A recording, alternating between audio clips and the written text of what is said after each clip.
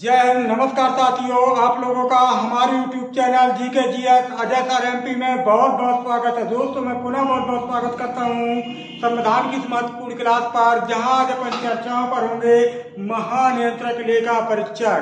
तो दोस्तों, आज बताने वाले हैं कि कौन होता है भारतीय संविधान में महानियंत्रक लेखा परीक्षक, क्या काम करता है महानियंत्रक लेखा परीक्षक। तो बने रहिएगा आप हमारे साथ, क्योंकि आज अपन बात करने वाले हैं CAG यानी कैग।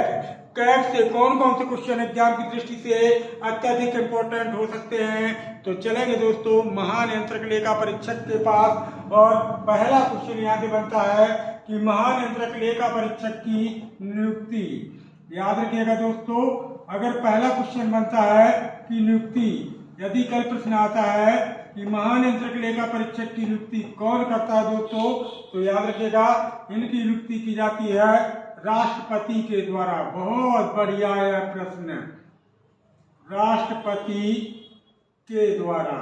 क्लियर दोस्तों, यदि कल प्रश्न निकल कर आता है कि महानियंत्रक लेखा परीक्षक की नियुक्ति कौन करता है, तो दोस्तों याद रखिएगा महानियंत्रक लेखा परीक्षक की नियुक्ति करता है राष्ट्रपति।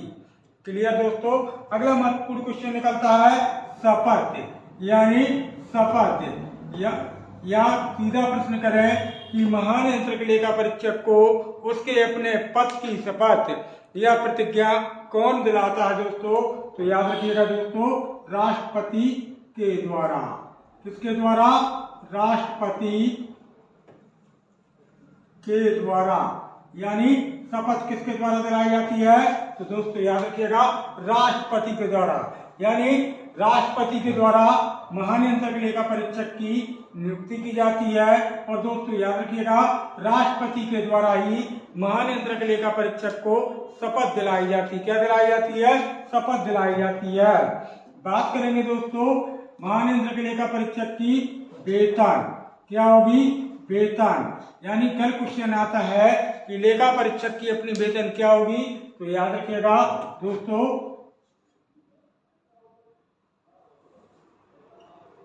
सर्वोच्च न्यायालय के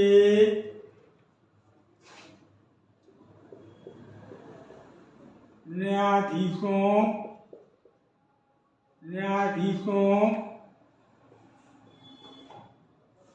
के समान, अर्थात 2.5 लाख रुपया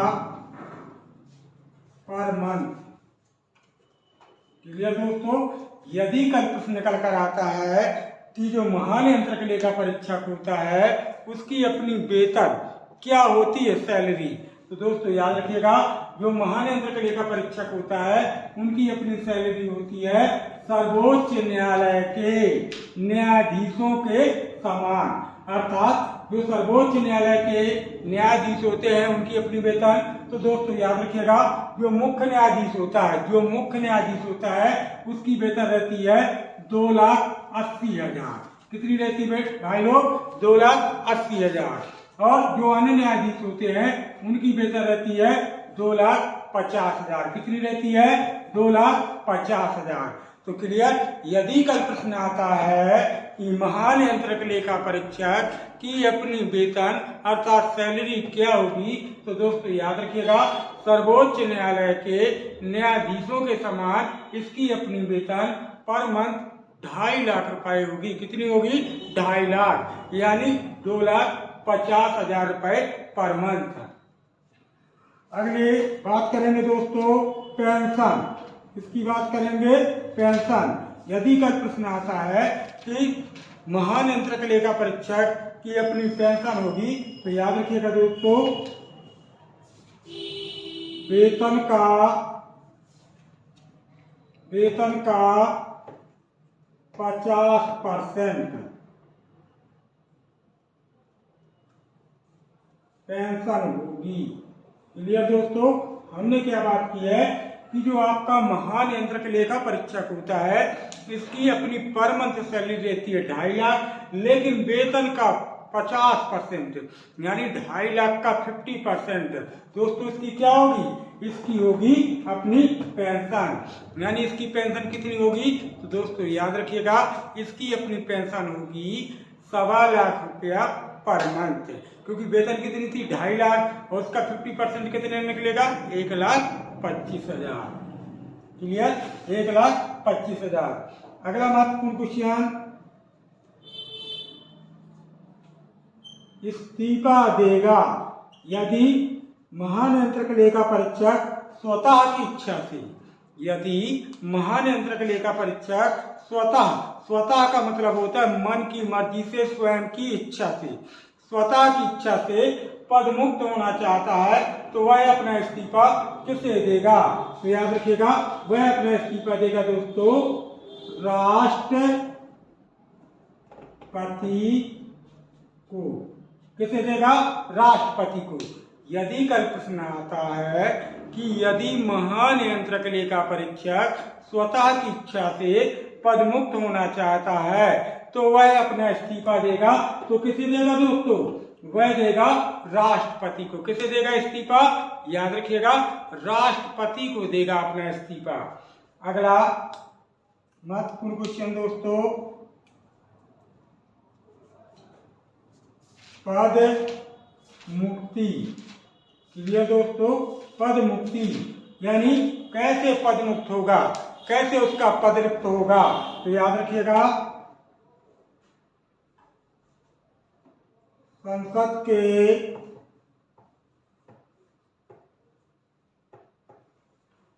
विशिष्ट बहुमत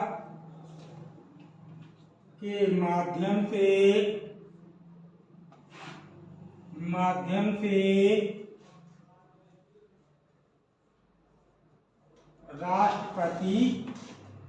राष्ट्रपति द्वारा। क्लियर? हमने क्या बात की दोस्तों कि यदि आता है कि महानियंत्रक लेखा परीक्षक संविधान के विरुद्ध या देश की जनता के विरुद्ध कोई कार्य करता है, तो उसे कैसे पद मुक्त किया जाएगा?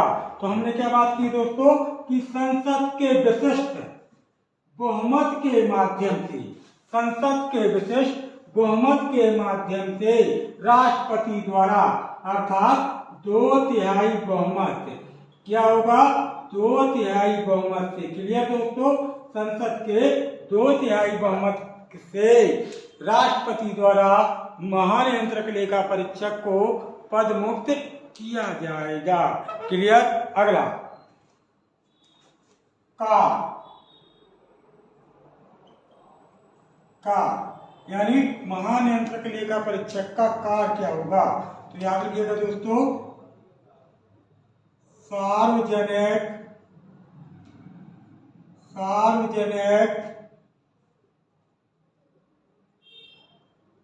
संपत्ति की रक्षा करने का। क्लियर दोस्तों? यदि आता है कि महानियंत्रक लेखा परीक्षक का अपना कार्य क्या होगा दोस्तों, तो याद रखिएगा, सार्वजनिक संपत्ति की रक्षा करने का। अब ये सार्वजनिक संपत्ति क्या होती है? तो दोस्तों ज्ञात होगा आपको कि जो भी सरकारी प्रॉपर्टी होती है, याद रखिएगा, जो सरकार की संपत्ति होती है, जो हमारे भारत देश की संपत्ति है सरकारी, जैसे आपके प्राइवेट सरकारी कॉलेज, याद रखिएगा दोस्तों, आपके हॉस्टल, आपके रोड, आपकी सड़कें, आपके सरकारी खजाना, आपके अस्त्र शस्त्र, जो भी सरकारी प्रॉपर्टी है दोस्तों, याद रखिएगा, जो भी सरकारी प्रॉपर्टी है, जैसे girls college, boys college, stadiums वगैरह, याद रखिएगा, पार्क वगैरह, वो सभी सार्वजनिक संपत्ति के अंतर्गत आते हैं। तो सार्वजनिक संपत्ति की रक्षा करने का यदि कल प्रश्न आता है कि महानियंत्रक लेखा परीक्षक का अपना कार्य क्या होता है, तो दोस्तों याद रखना है कि महानियंत्रक लेखा परीक्षक का अपना कार्य होता है सार्वजनिक संपत्ति की रक्षा करने का। सार्वजनिक संपत्ति की रक्षा करने का। क्लियर? अगला महत्वपूर्ण क्वेश्चन,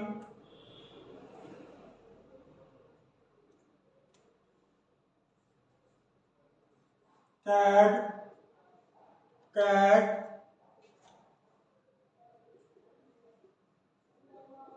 भारतीय संविधान में एक गरिमा से भरपूर पद होता है। हमने क्या बात की है दोस्तों कि जो महानियंत्रक लेखा परीक्षक का पद है ना, वो भारतीय संविधान में एक गरिमा से भरपूर पद होता है। अर्थात जो महानियंत्रक लेखा परीक्षक होता है वो हमारे भारतीय संविधान में गरिमा से भरपूर एक क्या बहुत ही महत्वपूर्ण पद होता है। क्या होता है? महत्वपूर्ण पद होता है। अगला महत्वपूर्ण क्वेश्चन,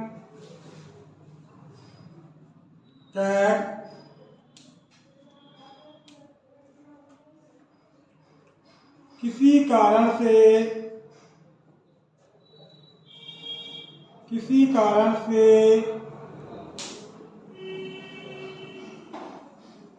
पद मुक्त होने के बाद वह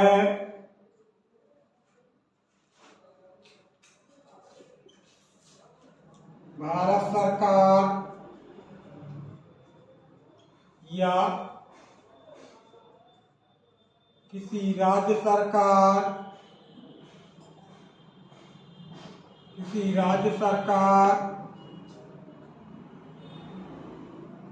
के अधीन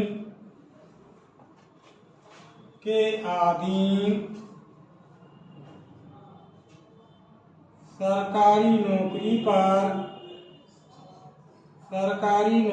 पर कार्य नहीं कर सकेगा। दोस्तों हमने क्या बात की है कि महानियंत्रक लेखा परीक्षक यदि किसी कारण से, याद रखिएगा दोस्तों, यदि किसी कारण से पद मुक्त होता है तो पद मुक्त होने के बाद वह भारत सरकार के अधीन या किसी राज्य सरकार के अधीन सरकारी नौकरी पर, याद रखिएगा, कार्य नहीं कर सकेगा। हमने क्या बताया दोस्तों कि कोई महानियंत्रक लेखा परीक्षक है, यदि किसी कारण से वह पद मुक्त होता है तो वह भारत सरकार या किसी राज्य सरकार के अधीन सरकारी नौकरी पर कार्य नहीं कर सकेगा। क्योंकि दोस्तों अगर वह सरकारी नौकरी पर कार्य करता है तो इस पद का अपमान माना जाएगा, क्योंकि हमारे भारतीय संविधान में महानियंत्रक लेखा परीक्षक का पद बहुत ही गरिमा से एक भरपूर पद होता है। याद रखिएगा, गरिमा से भरपूर पद होता है। अगला महत्वपूर्ण क्वेश्चन,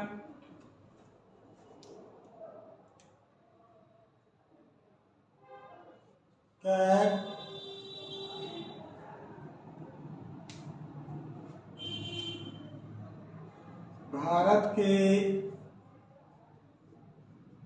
प्रथम बी नरहरि राव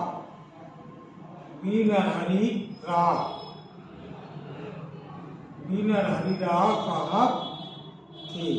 यदि कल प्रश्न आता है कि भारत के प्रथम, याद रखिएगा दोस्तों, भारत के प्रथम महानियंत्रक लेखा परीक्षक कौन थे, तो बी नरहरि राव साहब थे। याद रखिएगा, बी नरहरि राव साहब, ये कौन थे दोस्तों, तो याद रखिएगा ये हमारे भारत के प्रथम महानियंत्रक लेखा परीक्षक थे।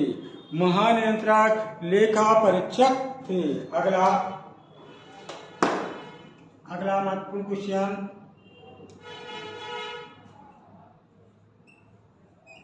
परीक्षक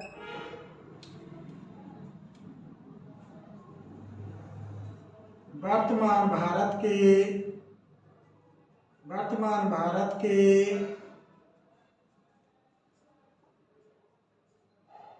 गिरीश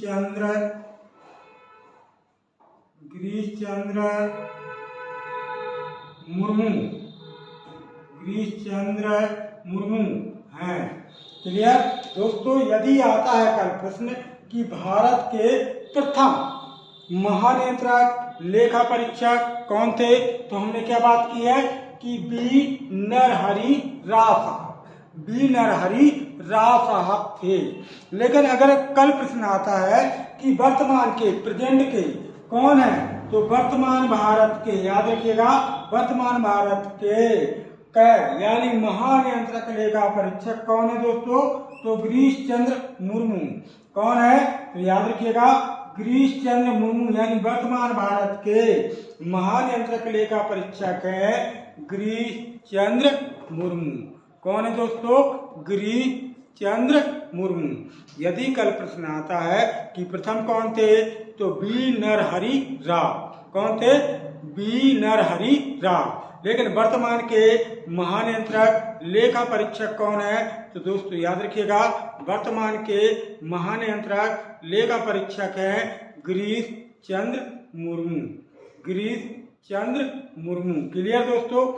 अगला एक महत्वपूर्ण क्वेश्चन बनता है कि आवश्यक योग्यताएं। कभी आता है क्वेश्चन आता है कि यदि किसी व्यक्ति को महानियंत्रक लेखा परीक्षक के पद पर पदासीन होना है, तो कौन कौन सी योग्यताएं अनिवार्य होंगी या आवश्यक होंगी। यानी अपन को किसकी बात करना है कि किसी व्यक्ति को महानियंत्रक लेखा परीक्षक का पद प्रदान किया जा सकता है, अर्थात लेखा परीक्षक बनने के लिए कौन कौन सी योग्यताएं अनिवार्य होंगी या कौन कौन सी योग्यताएं आवश्यक हैं। क्लियर, किसके लिए, यानी महानियंत्रक लेखा परीक्षक के लिए। क्लियर दोस्तों, महानियंत्रक लेखा परीक्षक के लिए। चलिए, तो योग्यताएं यानी आवश्यक योग्यताएं।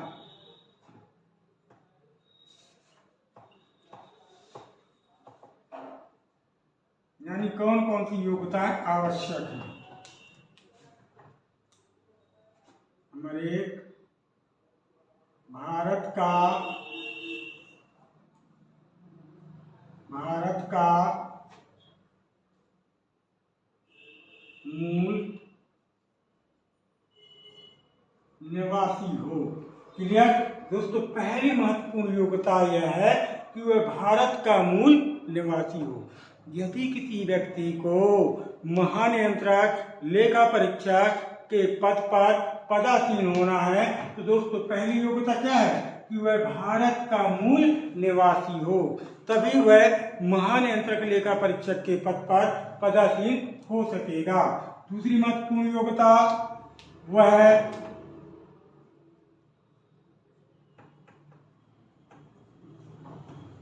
राष्ट्रपति की नजरों में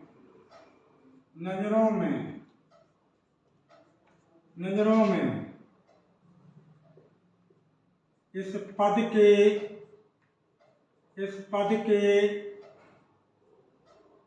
लायक हो। क्लियर, यदि किसी व्यक्ति को, दोस्तों याद रखिएगा, यदि किसी व्यक्ति को महानियंत्रक लेखा परीक्षक के पद पर पदासीन होना है, तो यह भी आवश्यक होगा कि वह राष्ट्रपति की नजरों में इस पद के लायक हो, अर्थात राष्ट्रपति की नजरों में वह महानियंत्रक लेखा परीक्षक बनने के लिए क्या हो, उत्तम हो, आवश्यक हो, यानी योग्यता रखता हो, अर्थात राष्ट्रपति की नजरों में वह क्लियर होना चाहिए कि वह महानियंत्रक लेखा परीक्षक बन सकता है। तीसरी महत्वपूर्ण योग्यता वह सर्वोच्च न्यायालय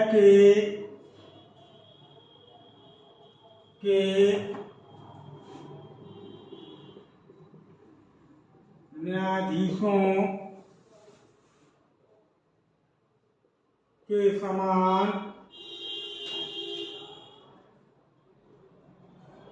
योग्यता रखता हो। क्लियर? यदि याद रखिएगा दोस्तों, यदि किसी व्यक्ति को महानियंत्रक लेखा परीक्षक के पद पर पदासीन होना है तो याद रखिएगा वह सर्वोच्च न्यायालय के न्यायाधीशों के समान योग्यता रखता हो। क्लियर है दोस्तों? हमने क्या बात की है कि यदि किसी व्यक्ति को महानियंत्रक लेखा परीक्षक के पद पर पदासीन होना है तो पहली महत्वपूर्ण योग्यता बताई है कि वह भारत का मूल निवासी हो। दूसरी महत्वपूर्ण योग्यता बताई है कि वह राष्ट्रपति की नजरों में इस पद के क्या हो, लायक हो। और तीसरी महत्वपूर्ण योग्यता बताई है कि वह सर्वोच्च न्यायालय के न्यायाधीशों के समान योग्यता रखता हो, तभी वह व्यक्ति महानियंत्रक लेखा परीक्षक के पद पर पदासीन हो सकेगा। याद रखिएगा, महानियंत्रक लेखा परीक्षक के पद पर पदासीन हो सकेगा। क्लियर है? अगला महत्वपूर्ण है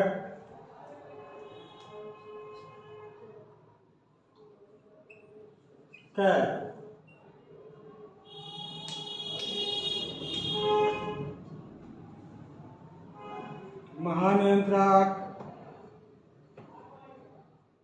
महानियंत्रक लेखा परीक्षक का वर्णन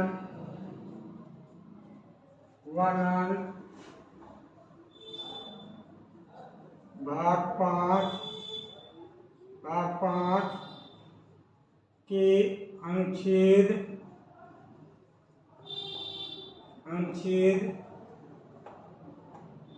148 में किया गया है। क्लियर दोस्तों? यदि कल प्रश्न आता है कि महानियंत्रक लेखा परीक्षक का वर्णन किस भाग में, तो याद रखिएगा किस भाग में है, तो भाग 5।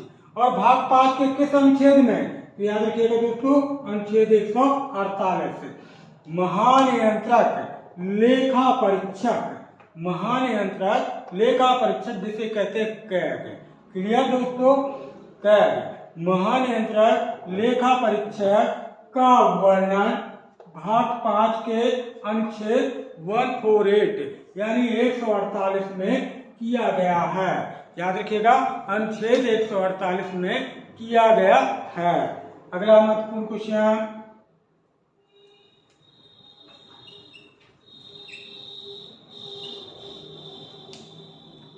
महानियंत्रक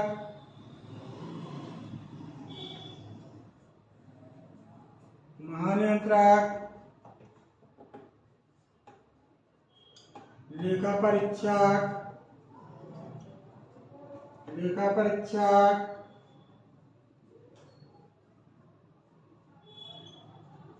केंद्र सरकार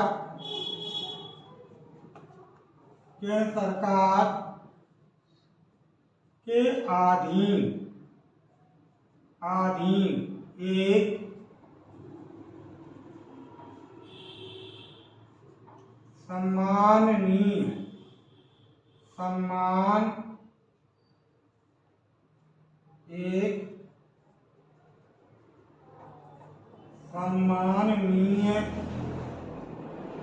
सम्माननीय पद होता है। क्लियर दोस्तों? हमने क्या बात की है कि जो महानियंत्रक लेखा परीक्षक अर्थात कैग, याद रखिएगा महानियंत्रक लेखा परीक्षक केंद्र सरकार के अधीन एक सम्माननीय पद होता है। याद रखिएगा कैसा पद होता है? एक सम्माननीय पद होता है, क्योंकि भारत के अंदर सार्वजनिक संपत्ति का अगर रक्षक कोई होता है तो वह होता है महानियंत्रक लेखा परीक्षक। तो दोस्तों यह रही महानियंत्रक लेखा परीक्षक से संबंधित महत्वपूर्ण जानकारी।